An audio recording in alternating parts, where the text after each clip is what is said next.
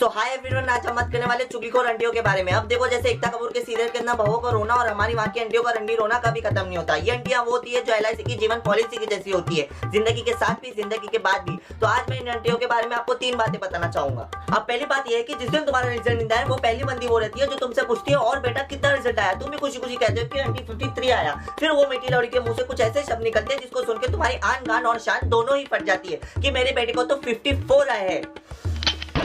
54 oh, no.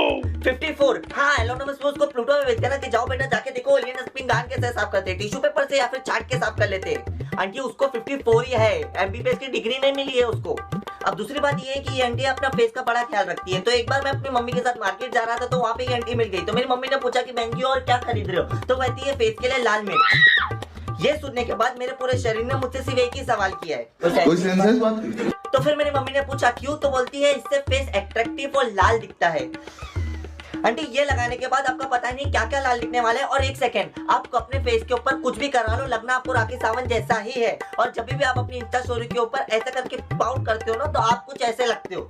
अब तीसरी बात ये कि हर शादियों में ये आंटियां रहती ही रहती है। मतलब दुल्हन को खुद आके इनविटेशन देके जाता है कि दुल्हन में माँ चुदाने जब तक आंटी नहीं आएगी तब तक मैं शादी ही नहीं करूंगा। और मुझे शादी में सिर्फ 2 ही चीजें नहीं पसंद, पहले बच्चों को चूतिया जैसा भागना और दूसरा ये आंटियों का बकचोदी करना। हम सिंगल लौंडे इस आस पे शादियों पे जाते कि काश हमारे भी आंगन में आज फूल खिल जाए, काश हमें भी कोई लड़की अपना नंबर दे जाए। लेकिन नहीं, ये आंटियों के साइजेस और लहंगों के प्राइसेस के अलावा कुछ भी नहीं रहता है। और अगर तुम ये आंटियों से पूछो ना कि आंटी आपका डिजाइनर कौन है, तो कहती है मनीष मल्होत्रा। आंटी पहली बात, वो तुम्हारे चाचा का लड़का नहीं है, मनीष मल्होत्रा है। और वो मनीष मल्होत्रा भी नहीं, मनीष घाटकोपर वाला है जिसकी चाय की टपरी के सामने चिंदियों की दुकान है।